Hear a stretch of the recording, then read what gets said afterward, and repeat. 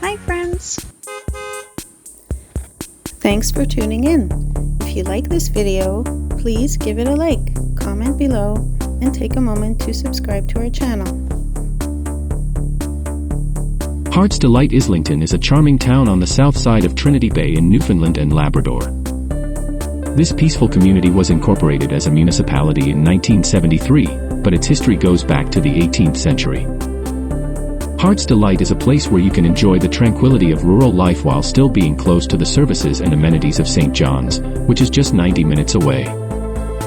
There are a few stories about how Heart's Delight got its name. One story says that it was named by a traveler who found his Heart's Delight here in this beautiful cove. Another theory is that it, along with the nearby communities of Heart's Desire and Heart's Content, was named after fishing vessels that sailed these waters in the 17th and 18th centuries. The town was settled in the late 18th century, with the earliest record being the birth of Elizabeth Walfrey in 1785. The first settler is believed to have been a man named Bryant. By 1836, the population had grown to 167, mostly Protestant dissenters with a couple of Roman Catholics. Thank you for joining us in discovering the beauty and history of Heart's Delight, Newfoundland.